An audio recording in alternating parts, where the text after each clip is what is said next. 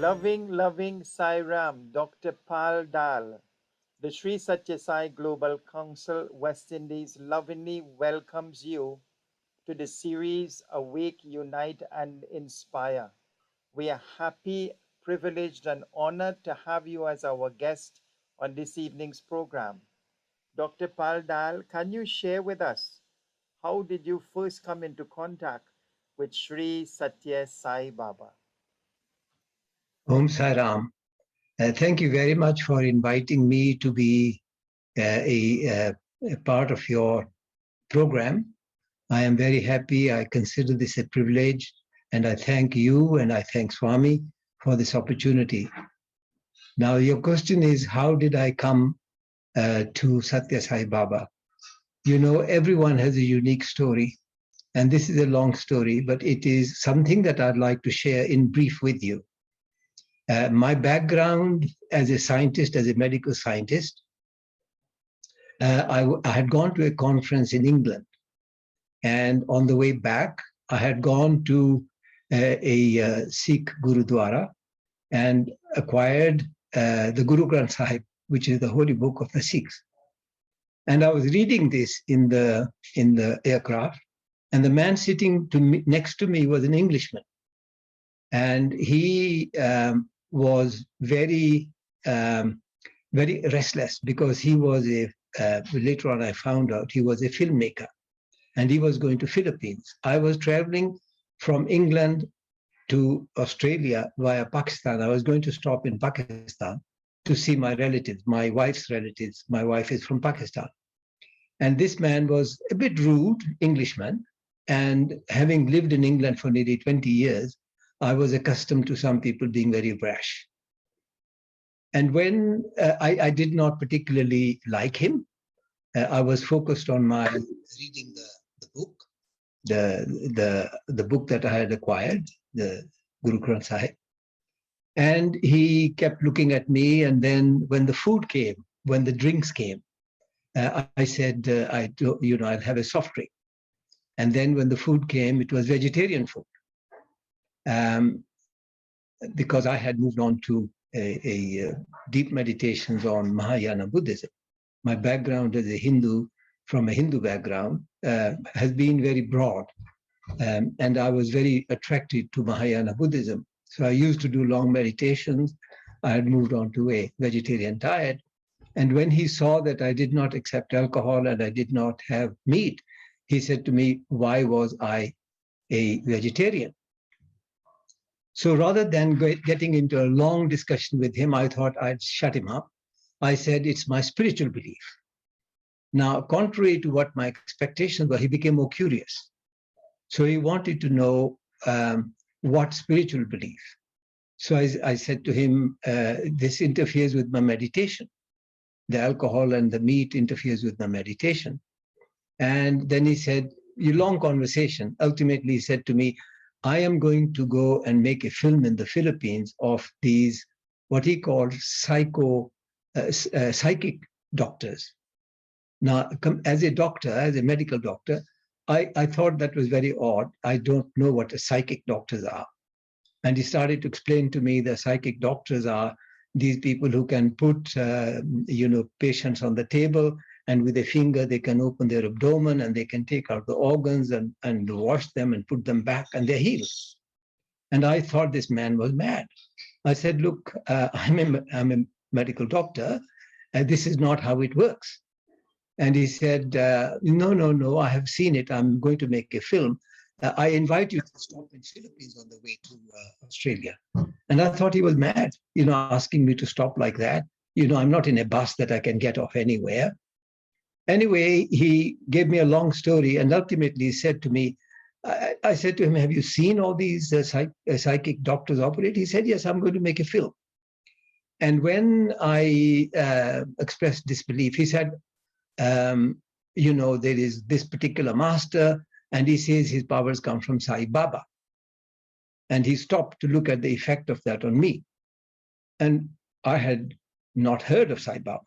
This was in 1987. And I had not heard of Sai Baba, although in the background, there was one person in our hospital, another consultant neurosurgeon, who used to have vibhuti on his head. And he had come once into my room in my office and said, he looked at a book on quantum physics. And he said, my master is a spiritual master in India. And I didn't believe anything that he said, because I thought he was from Sri Lanka. He was like of the Tamil Tigers. Anyway, so this man, we had a long conversation. He told me about Baba. He told me how he can revive people from the dead. I said, I told you I am a doctor. Now I'll tell you I'm a surgeon. And I'm a scientist. People don't rise from the dead. And he looked at me straight in the eye and said, oh, so you decide what God can do and what God can't do. And I was shocked with that. And then he said, he's an avatar. And so I said to him, why should an avatar come now? We are so complacent. I am happy with my job. I have got money. I've got power. I've got position. I'm comfortable. Then why should, it never occurred to me why an avatar should come on earth now. And I said to him, do you know what an avatar means? And he said, yes, I do. And he told me about all the 10 Hindu avatars. And he was very well versed. He talked about Guru Nanak's teachings. He talked about Prophet Muhammad's teachings. He talked about, my wife is a Muslim, and he was very well versed in that. He talked about Buddha's teaching. And I was a little bit taken aback with his depth of knowledge. Anyway, time came, I was going to get off in Pakistan, in Karachi, and he dug into his pocket and took out a packet of vibhuti and gave it to me. Now, I'll tell you something. I thought this guy was mad. He had, all this guru stuff in India and people rising from the dead and healing and all that. And I thought, okay, now I got him. He is on some kind of a drug and he wants me to have this packet of drugs. So I thought I'll throw it away. Yeah, I looked at the packet. It said, I could understand the Sanskrit. It said, Paramam Pavitram Baba Vibhuti. And I thought, that's not bad. On the other side, there was a Sarvadharma symbol. I didn't think that was bad, but I was very suspicious.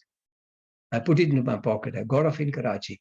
But when I got off in Karachi, there had been a bomb blast at the airport. So there was chaos, and I forgot to throw it away. Anyway, my brother-in-law had been waiting outside the airport for a long time. So he met me, and he said, the first thing I said to him, I met a madman in the aircraft. He's telling me about a saint in India who can create all sorts of things, and he can raise people from the dead. And he immediately looked at me, and he said, I'd like to go and see him. And I thought, there's something wrong with him. Anyway, I was there for 2 or 3 days, and he made me tell all the stories that I had heard. And I was repeating these stories to different members of the family. And then I came back after 3 days to Australia. And again, the first thing that happened when in the car, my wife had come to collect me. And I too started to tell her. And she immediately looked at me and she said, I'd like to go to India to see this man. And I thought, what's wrong with you guys? My wife is a scientist, she's a PhD. And I said, what's wrong with you? So incredulous. This is, how can you believe something like that?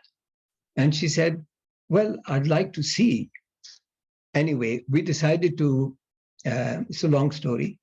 We decided that we will go and investigate Baba. But as events happened, we couldn't go. There were two small children at the time. So I said, you go. I have just been overseas and I'll look after the kids. So she went, and just the night before, she had a dream. Because after returning, we met this same doctor in the hospital who used to wear the vibhuti on the head. And he told us about Sai Baba. We had acquired some books. We were reading The Man of Miracles by Howard Moffat. Again, a credible person, is a reporter. And also another book that we had read, Man of Miracles, and another book. And so we were planning to go and investigate, but then my wife went. And she went there for a fortnight. There were many other events that happened in between. When she came back, she was transformed. And that meant that that had a lot of impact on me. Then the following year in February for Mahashivratri, I went. And that was how we came to Swami. The thing was, my training as a scientist did not enable me to believe in the spiritual world, even though I was deeply knowledgeable about Hindu religion, Islam, Christianity. I had gone to a medical school in England in the 50s when there was a very strong this trying to convert people into Christianity. And I had learned about Upanishad and Bhagavad Gita and all the religions that I could argue very, very very strongly, but I could not. It was up in the head. All the information about scriptures were in the head, not in the heart.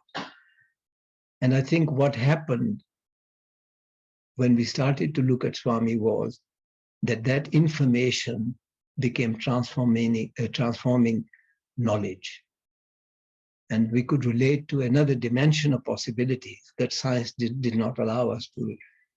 Science has no accommodation for that. So that's how we came to Swami. Dr. Pal Dhall, that was very, very intriguing. And as you so rightly said, everyone has their own unique contact and getting to know Swami. So it leads me to another question. The conversation you were having with the gentleman, the film producer, basically you were stating that you did not believe in such things and that how can an avatar come at this time? So what is it that transpired? What is it that allowed you to move from disbelief to believing that Sathya Sai Baba is the avatar or God in human form or a divine incarnation? Share with us a little bit more of that journey from belief, from disbelief, and not interested into believing in him. Okay, I think when I look back on it, I was very ill-informed about the state of the planet. I was ill-informed about the state of the family. I was ill-informed about the challenges that we have at the planet at present time. I was very involved with my work as a scientist, as a surgeon, and as a businessman. We also had a business. Now, I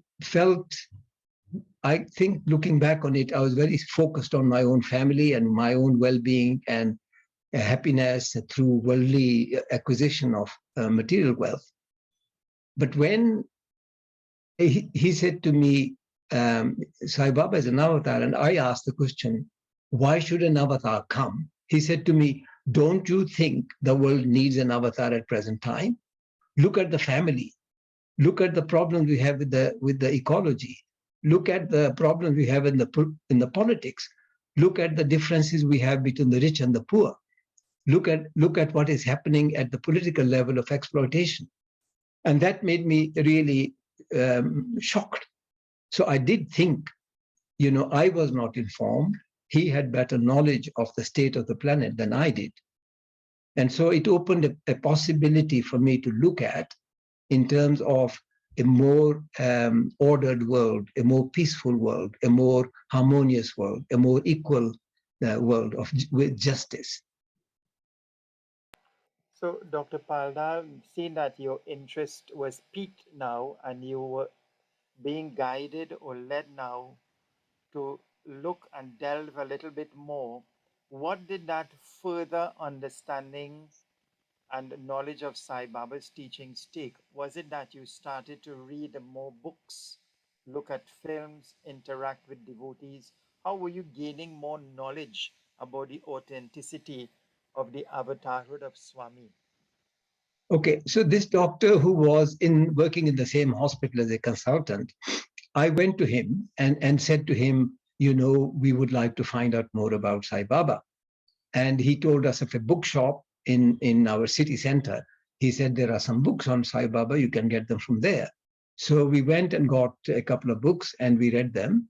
And that was unbelievable, because, you know, these people were not just talking about dreams. They were talking about the reality of their experience with Sathya Sai Baba. And that gave and started to go to the Sai Center. We had a very small Sai Center at the time. This is in 87, only a few people.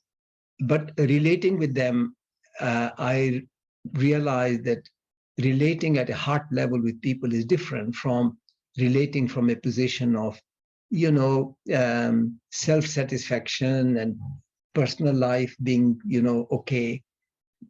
So that was the beginning. And then more and more, as we read, we opened up, opened up more and more. My wife more than myself.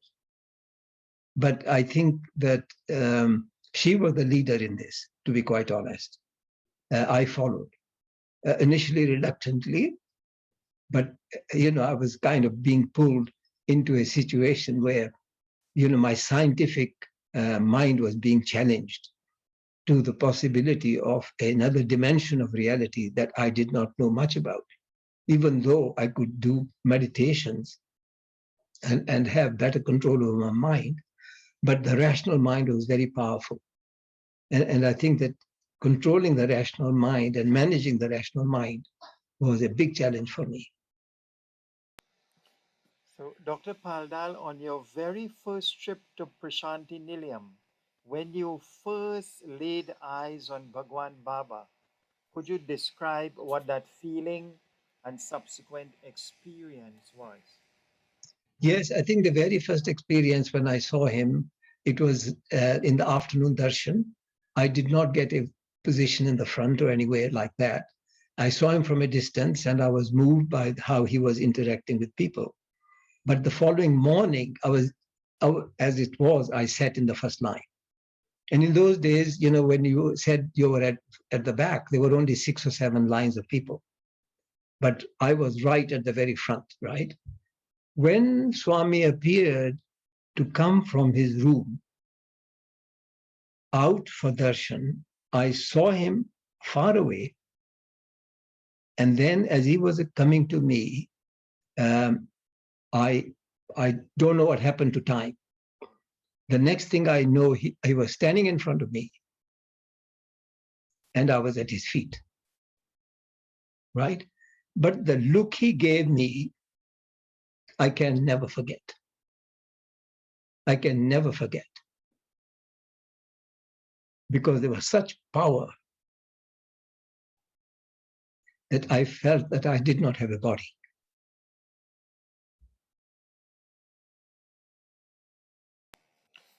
Dr. Pal Dhall, I think just you reliving that experience is also allowing us as the viewers to feel a little bit of what you felt. That is most extraordinary.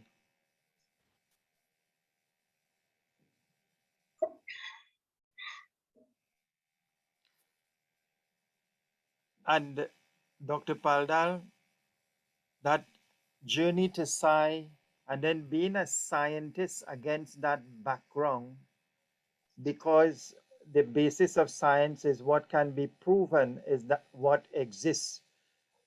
So when we begin to go beyond what can be proven, it gets us into the spiritual sphere.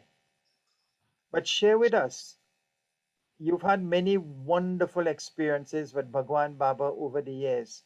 Can you share with us 2 of your most memorable experiences with Mother Sai? Okay, I want to just come back. I got very emotional. But that experience was probably the best experience I can have, the very first experience. Okay.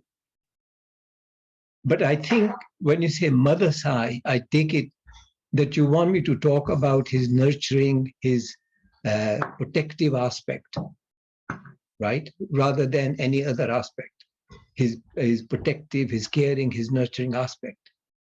Yes, I think, first of all, I would say that one of the first experience, the most powerful experience, is that he is a tremendous psychologist. My wife comes from Pakistan. She's Muslim. I am born of a Hindu background. And the amazing thing is that he attracted my wife and her family in Pakistan first. If she had not gone to him first and being transformed, it would have made my life more difficult. You know, to import a guru into a family of the mixed culture would have been a very challenging situation to bring up our children. So I appreciate the way in which our family gradually or not so gradually moved into an acceptance of a spiritual dimension beyond religions, where we could come together as spiritual partners rather than coming from a ethnic religion of Hinduism or Islam or Buddhism or whatever. I think that was a very, very powerful experience. And that only I recognized in retrospect. Now, in terms of personal experiences that have been most powerful are his divine manifestation, where I have seen that he can, in Canberra, in Australia, read my thoughts and respond to them in a physical way. Now, I'll give you an example. In Canberra, we had a conference, the first education conference in Canberra, because I was the director of the institute here, and we had the first conference in Canberra. The closing address that I was making was very energetic. There were about 100 participants, and it was very full of very powerful vibrations. And when a photograph was taken of me giving this speech, Swami was standing behind.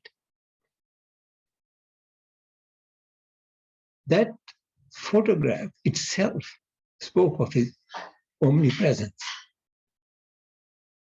When there was an occasion of Deepavali, I had an operation on my back, had a slip disc.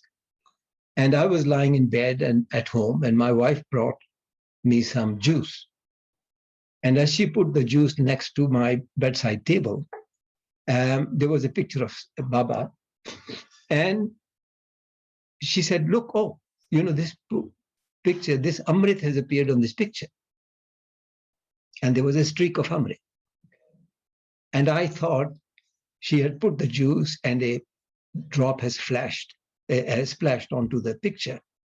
As I thought that, another streak of Amrit came out of the picture. This is instantaneously. Another time we were in Perth and we were in somebody's home. There were lots of manifestations of Baba. And he had lots of pictures all around the walls of all sorts of deities. There was one picture I could not recognize. And it was a slim face. And I thought, you know, there was Ishwarama, there was Buddha, there was Guru Nanak, there was all sorts of, many saints. But I could not recognize that one. So anyway, we started some bhajans. And during the bhajans, I kept thinking, you know, who is that? Then I realized it was Venkaparaju, Baba's father. And I thought, I've never seen a picture of Venkaparaju on a wall being deified. This was my thought, happening in my thought. And by the end of the bhajan, my wife said, oh, look, there is a streak of Amrit coming from that picture. Then I had to own up that I was thinking, why is this picture there? I can give you many examples, many examples of his responding to my thinking. Right?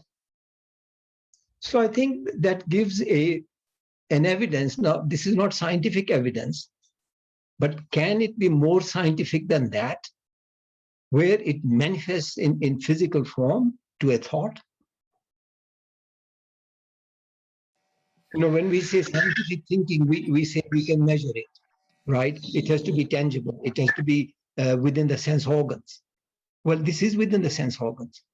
This is a response to a thought, which is there in the form of a manifestation that your thought has been read and I'm responding to your thought.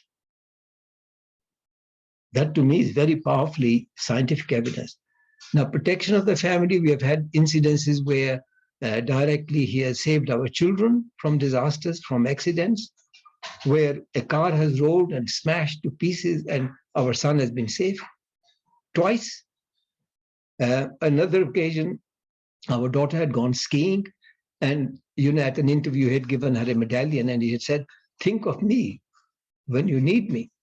Now, I can't give you the full story. I had a dream, she had a dream. She was having difficulty skiing. This was the first experience.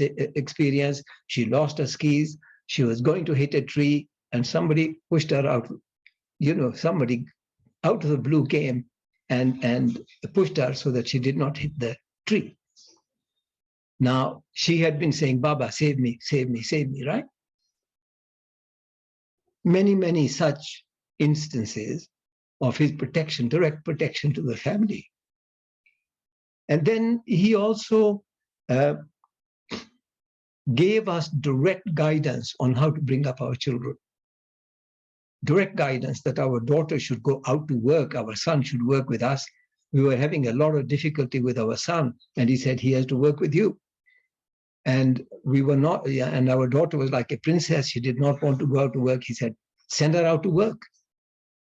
Things like that. He gave direct guidance to us on how to look after the family.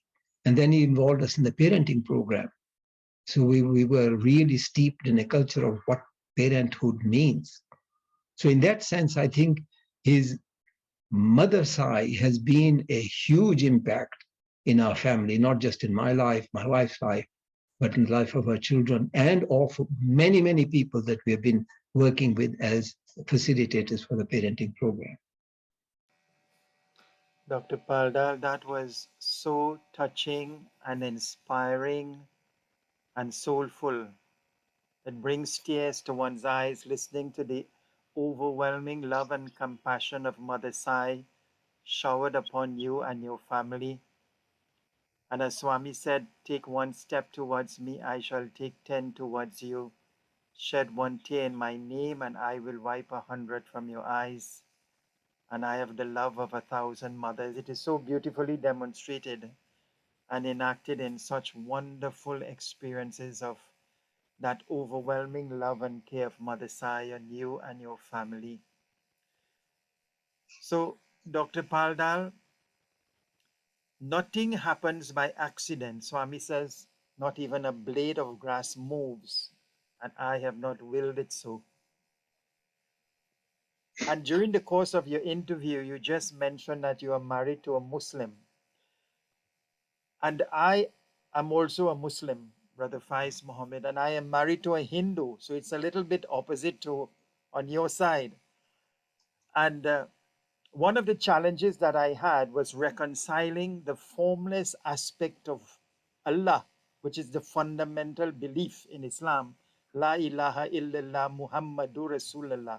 There is no God but Allah and the Holy Prophet Muhammad, upon whom be peace, is his messenger.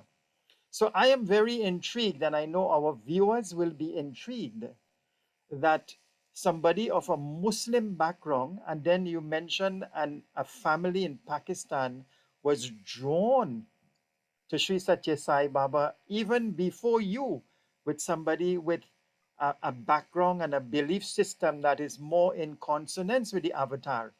How is that possible? How could you share a little bit about the experience of your wife being from a Muslim background and that God is formless? How was she able to see Sathya Sai Baba as an embodiment of divinity? Yes, I think that both my wife and her brother and her sister-in-law, they all went to Prashanti before I did. And the way in which Swami organized, at the time in 1987, it was not possible to get a visa to go to India from Pakistan. There had been a war between the two countries. And my brother-in-law was so motivated, he went to Islamabad from Karachi to get a visa, Indian visa. The Indian council there gave him a false address as a relative in India to enable him to travel to India. I think, again, I look at this as, and my wife did not know her brother was going to India. In those days, in 87, there were no phones and in homes or even public phone. So she did not know that her brother was coming there. And yet they met on the very arrival of his arrival, as he was registering into the accommodation office. My wife happened to pass there and see her brother.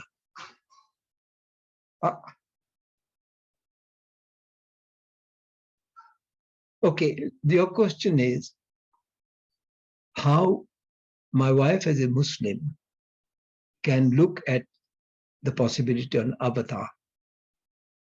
She is a Shia Muslim. I think it is harder for the Sunni Muslims to grab that. But a Shia Muslim allows the possibility of saints, of sages, of holy people. And I think it is possibly a little bit easier for her to relate with that. After Prophet Ali, Hazrat Ali was not a prophet in the sense, but he is regarded as a divine figure. I think it speaks to their largeness of mind and heart rather than anything that I can say. You know, their openness to receive wisdom from whatever source. I think that is the crux of it. But also relating with the divinity at a formless level, which I have given to you in my experience of how he can respond to your thoughts, how he can respond to my feelings. That, I think, is evidence, if you like, of the omnipresence of divinity, connecting with your heart and your soul. How I regard Sai Baba is that really he's a notion of love and light. He is the wonder of wonders. He is I am held in deep awe when I think of him. I don't look at his form as form. I look at what he is in his essence, in his heart. The heart of God is everywhere. It's La ilaha illallah. The heart of God is universal. It's beyond universe too. He's the creator. Even before the universe came into existence, he was. And he is, and he will continue to be, even after Pralaya, after the universe disappears. Now, I think that divine dimension, which contains everything, which is the container in which we live, he's the container, like Bhagavad Gita says, right? And he's the strength of the strong. He's the beauty of the beautiful. He's the fragrance of the flower. He's everywhere. So to me, La ilaha illallah means exactly that. And I think our experience is that. But because he's also in a resident, he can then act as a guide, as a guru, as a source of inspiration, source of security, source of protection. He can bless everything at any time. You recall he's there. As Swami says, wherever my bhajan is sung, I am there.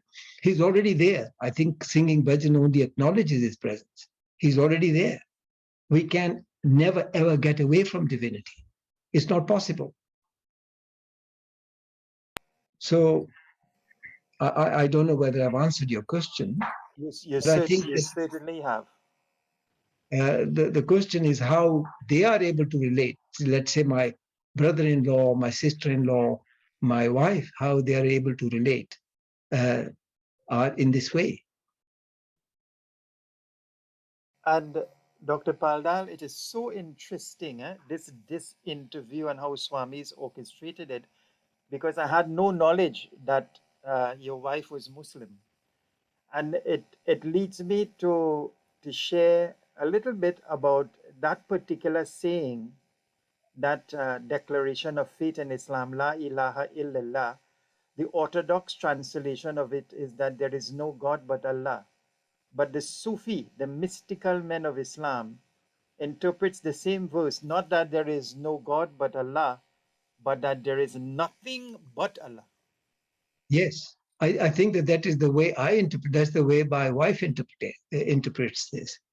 I think the other thing is we make gods. We make material gods.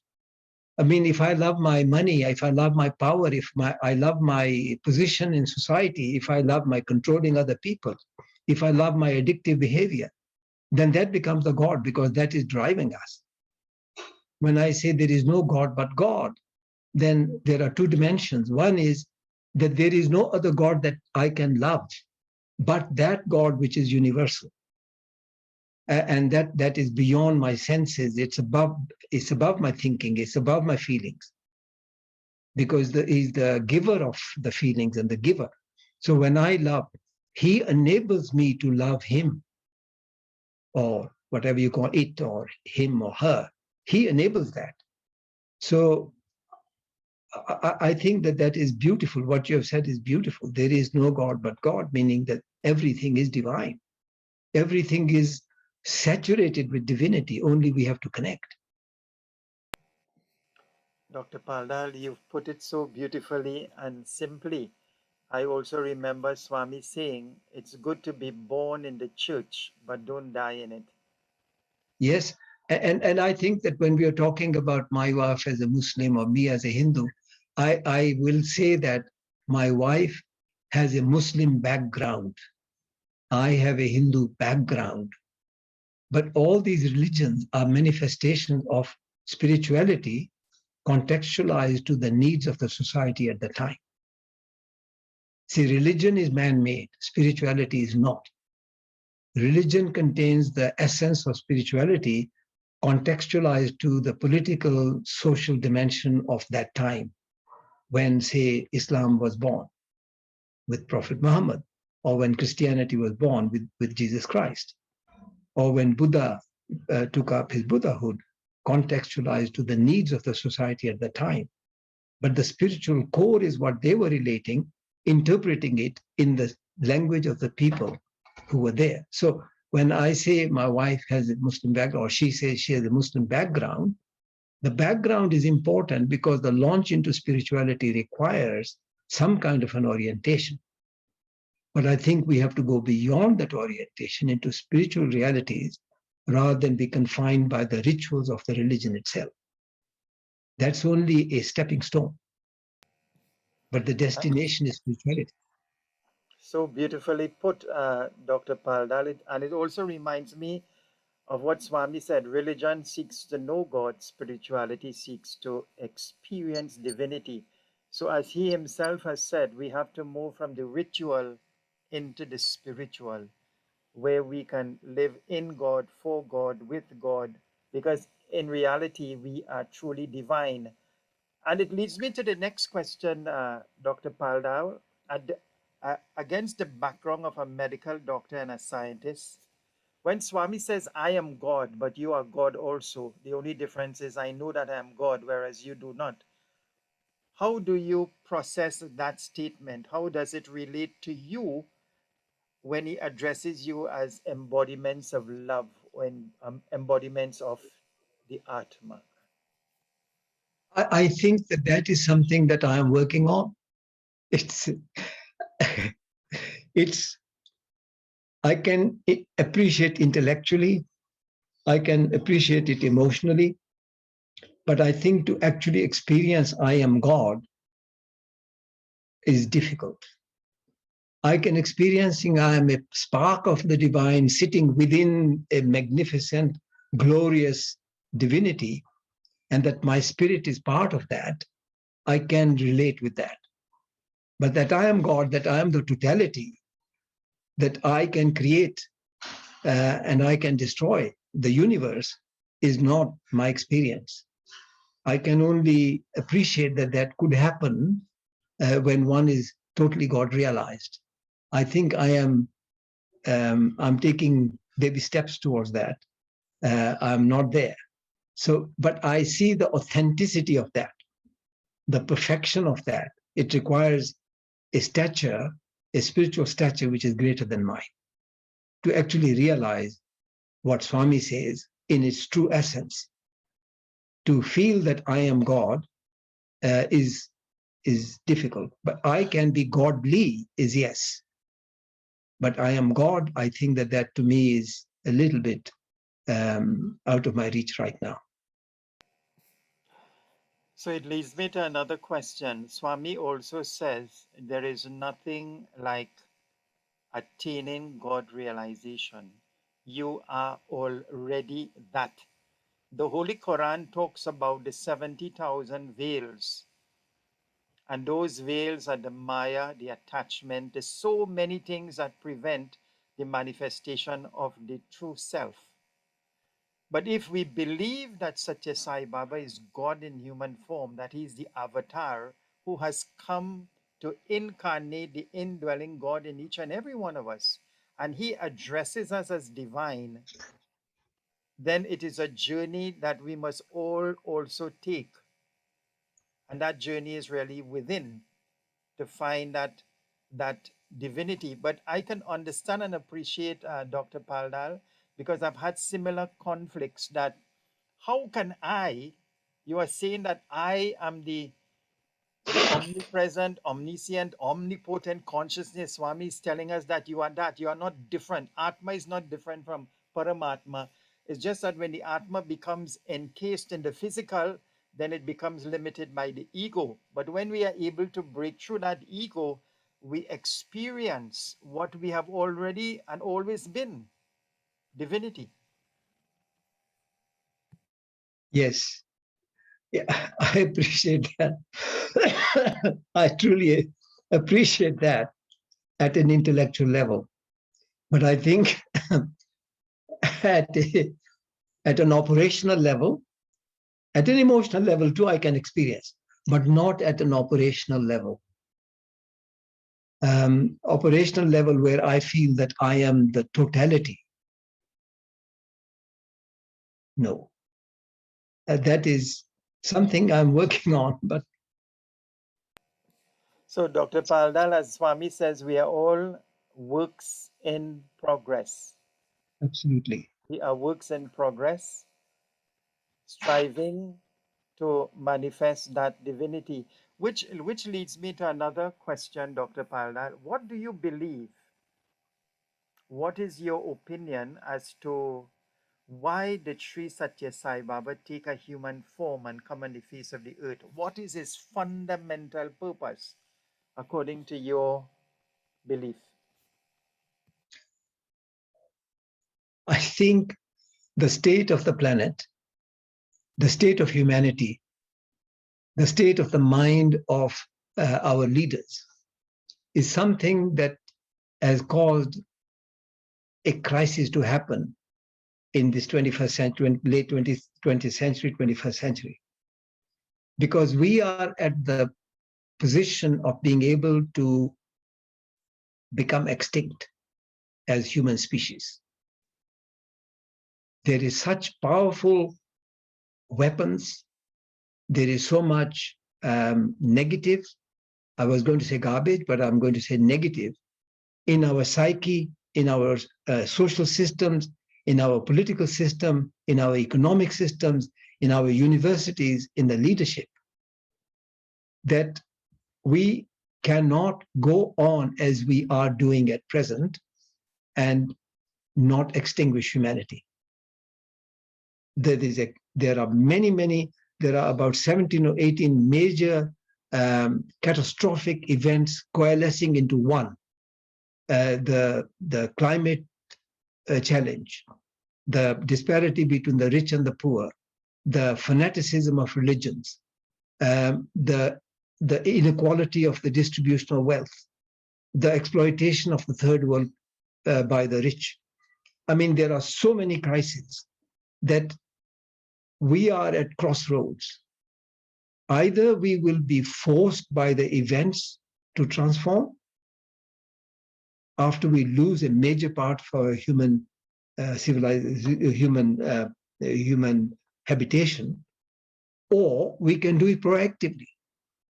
Now, what Swami has come to do is to give us the capacity of transforming our consciousness so that we can voluntarily work towards creating a better world. I think that that is the challenge that he has come to solve, not to solve the problems for us, but to give us the capacity to solve our own problem by raising our level of consciousness, by becoming informed on how, as human beings, we have the capacity to form societies along the line of what he has shown as a society in Prashanti Nilayam. How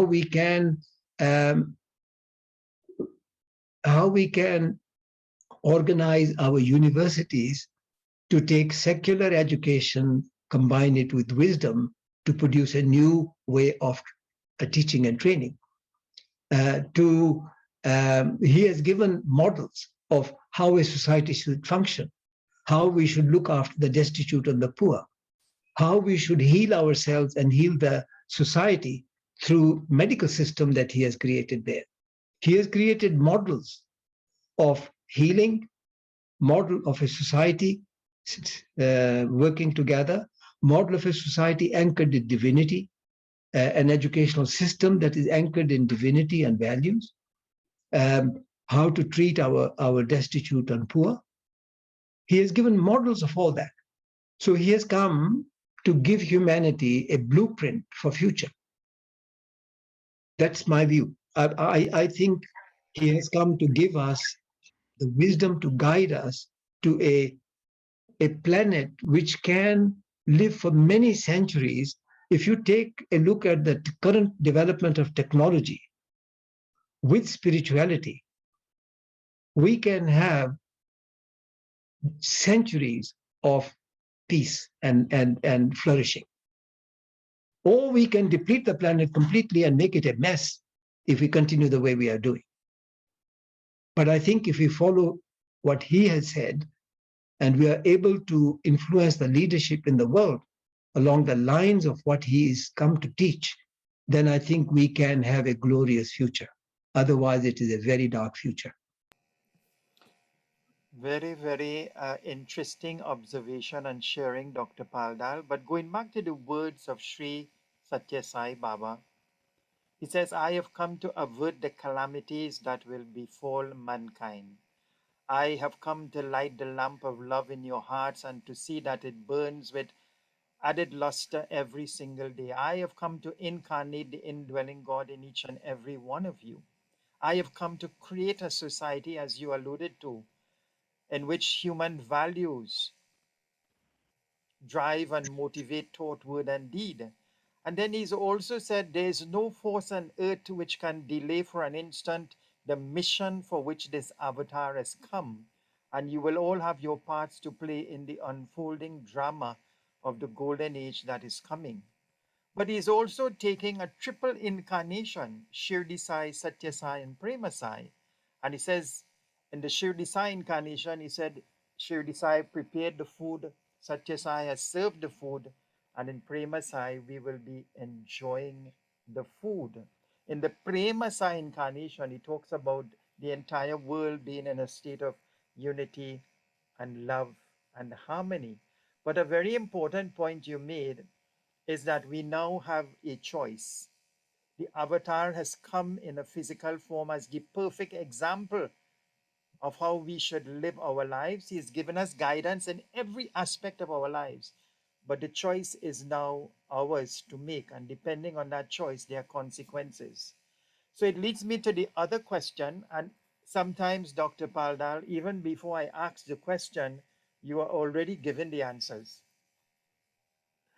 So the next question deals with, you talk about we consciously embracing a spiritual life, a value based life. And if each one of us takes responsibility for that, we can create a better society, a transformed society, one individual at a time. So, how can practicing human values, which is the core of Swami's teachings, which is the essence of religion, how can that be possible in today's society? What has Sai Baba said about using human values to make the world a better place, a more loving place, a a more value-based place? Okay. I think if I can just sum up, in my view, his mission. His mission is to create a civilization which is not grounded in power and politics and economics. A civilization that is grounded in human values. That will be a universal civilization in all countries. So we have to look at the manifestation of divinity in everything, in the environment, in the way we use our resources, in the way we deal with each other, in the way we conduct our business, or in the way we conduct our leadership at a society level, right? So it's creating a new civilization. How can we create a new civilization? When you go to people and say, I have come to transform you to create a new civilization, they will balk. They will not believe you. There is a inbuilt resistance in people to move from where they are to a new reality. That's a fact. Because people are comfortable in where they are, even though we are burning ourselves, but people are comfortable. Now, question is, how do we move societies? We can move societies in a number of ways. Our personal practice is important because that shows that we are speaking from a ground of authenticity, of practice, not merely saying words, but actually practice. And what we are saying is not thinking, but belief, a real belief, a living belief in a divinity. Now, question is, how do we influence other people? We can't go and declare, we have come to change you, because people say we don't need change. What we can do is to work with groups that are prepared to undergo that change. For example, we have worked with the public school system. We have worked with the universities. We have worked with the municipality. We have worked with the police force. We have worked with adolescents who are, on drugs and things like that. We have worked with parents. Now, parents and teachers are too important because everybody has a parent, everybody has a teacher, right? If we can influence these two institutions and work with the institutions that are established, like the universities or the school system or the police force or the politicians, then we have the capacity to be able to transform societies. But it has to come on an issue-based workshop. Small number of people who can actually have the insights during your workshop and are prepared to transform themselves and then transform the system that they're working in. If we can work with the teachers, teachers transformation. Work with the parents, parent transformation. And if we can transform these two groups as the key components, then we can create a culture over a period of time which will be changing the world. This is what I see as Swami's modus operandi in the long run. So, Dr. Pal Dhall, that's a very, very interesting statement and observation. I remember in 1986, in the first EHV conference in Prashanti Nilayam, Swami also said the best way to teach EHV is to live it. So, as you are saying, the difference with being a SSE or value-based teacher, whether it's in the direct method or integrating human values with the subject, one has first got to be the example of what it is you're sharing. And that's the basic difference, as you are alluding to, from what you might call a normal academic teacher teaching mathematics or biology or science. They teach a particular content and syllabus and they go home. But human values, it is a 24/7 life experience where the teacher and the parent must be role models and examples in order to effect similar change and transformation in those that we or are under our care and guidance. So, how important is that where human values are concerned? Oh, it's vital. It's vital. You see, human values are the currency of our culture. All culture is based on human values, but not the practice of human values. The human interactions are based on human values, but not on the practice of human values. So what we have to do is to create authenticity in the practice of human values. People transform when they understand the depth dimension of human values. We don't have to bring divinity into this, because human values are themselves manifestations of divine. Peace is divine, love is divine, truth is divine, nonviolence is divine, right?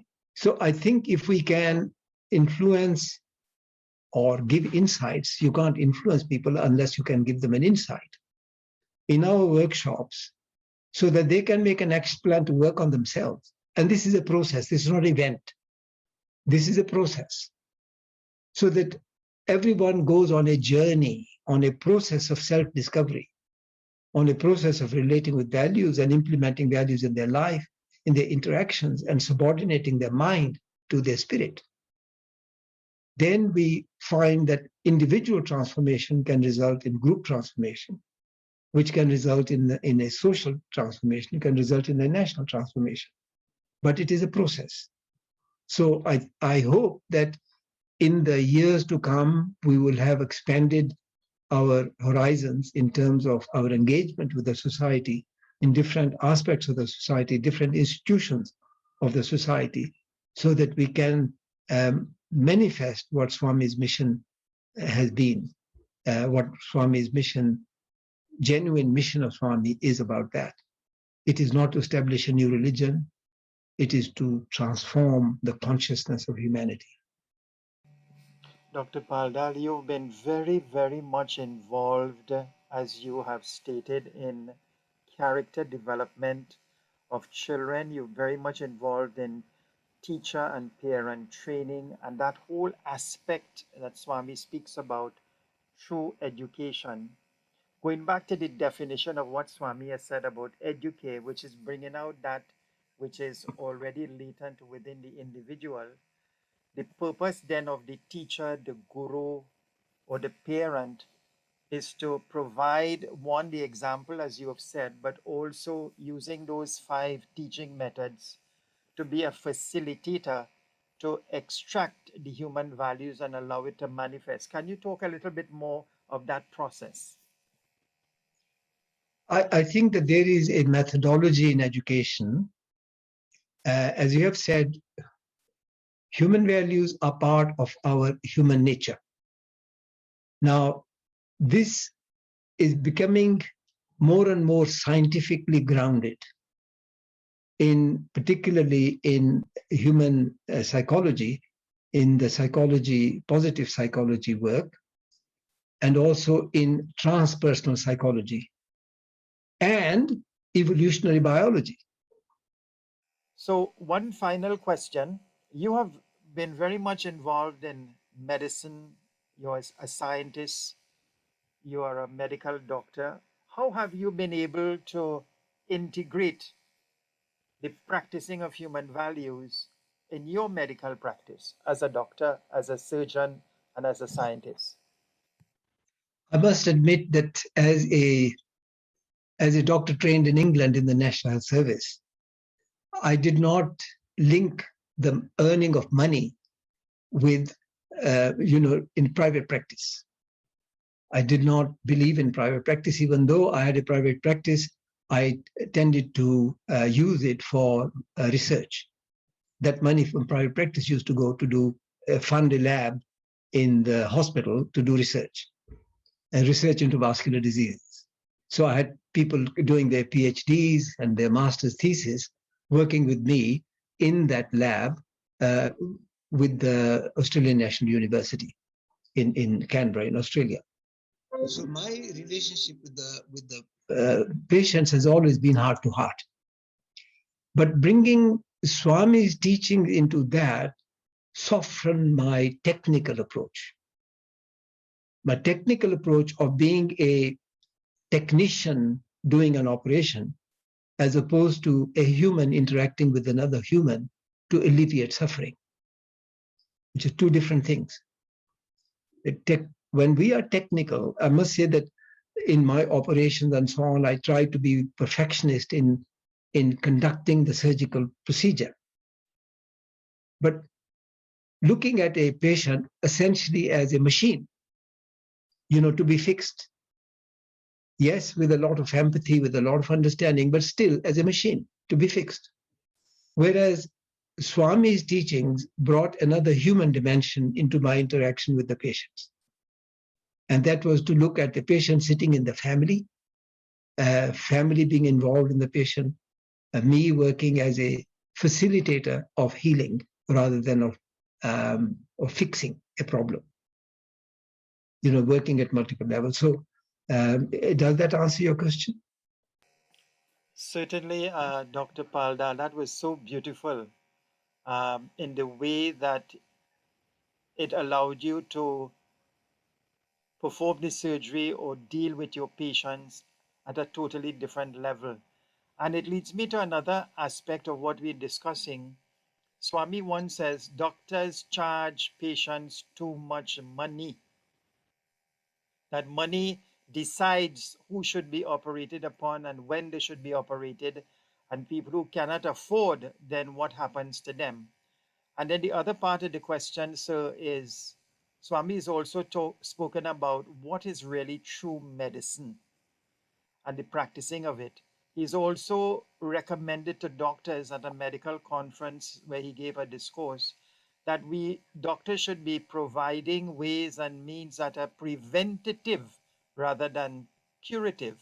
Can you share a little bit on these aspects? Yes, I think there are several questions there. I'll take one at a time. As I said, I shifted from being a doctor to serving the patient, right?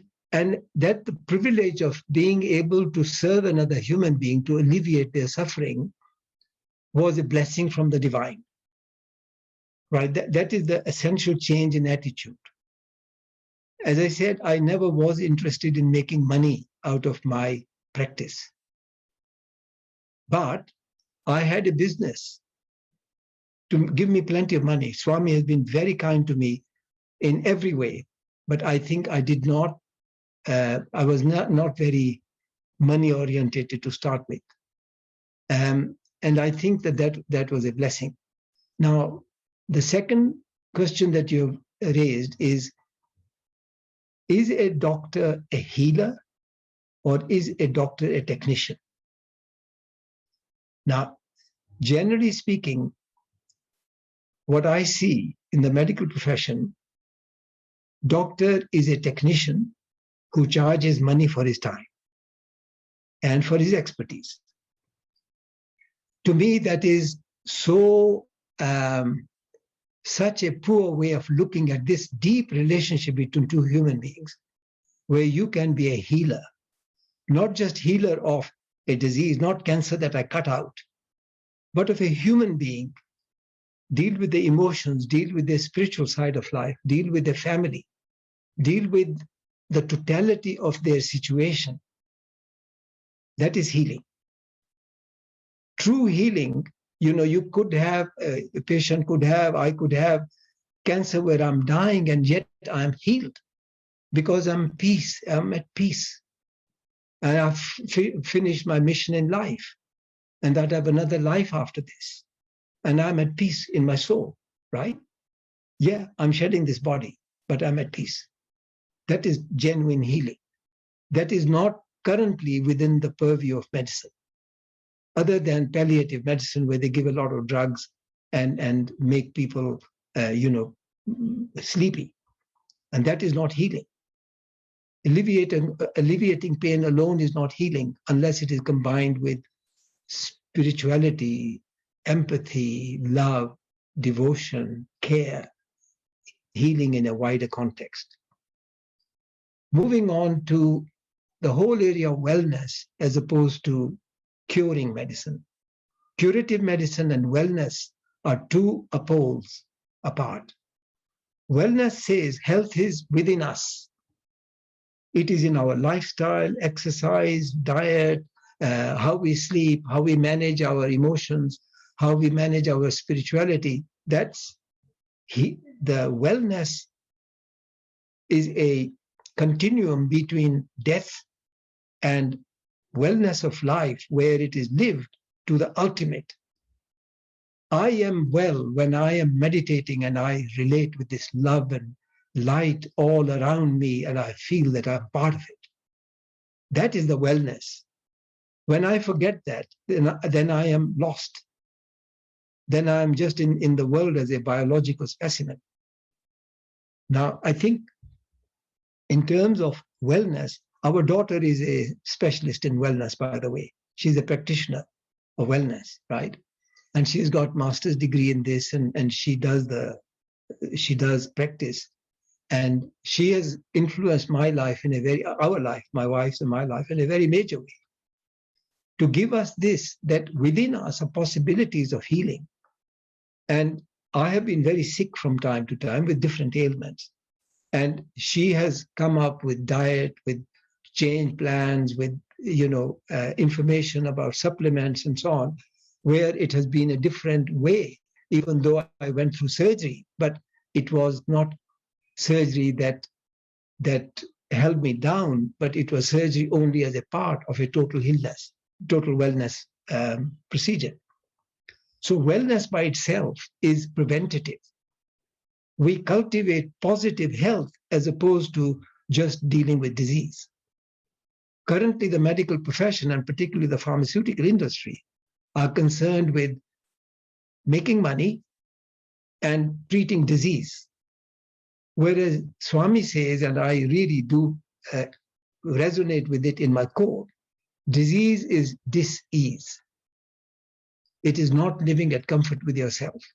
And it is living in a way where you don't love yourself. If I eat junk food, it means I don't love myself. If I inebriate myself, it means I don't love myself. If I take drugs, it means if I am addicted to anything like caffeine or anything, then I don't love myself enough. I'm not on a wellness continuum. So wellness is very important, and health is within us. It is not in the pill, and it is not in the knife of a surgeon. Health is in how we live.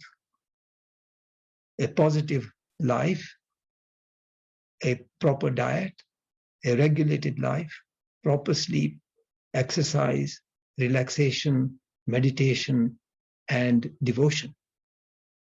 That is a proper way of wellness. So every aspect of our life, the physical, the mental, the social, the emotional, and the spiritual are all taken care of. That is proper wellness. Dr. Pal Dhall, it has been an absolute pleasure, a joy, a privilege to have done this interview with you. I know that our viewers will be inspired and moved by what you have shared to relate to the inner divinity that we truly are. So on behalf of the Sri Sathya Sai Global Council, we want to express gratitude and appreciation to you for taking the time to share your personal journey to Swami. May Bhagwan Baba continue to bless and guide you. May you continue to be a loving instrument in his divine mission. Jai Sai Ram. Thank you very much. I think you have been very kind with your words. I appreciate this opportunity, and thank you very much for giving me this opportunity. I thank Swami, I thank you, and I thank Global Council for this opportunity. Thank you very much. Sai Ram.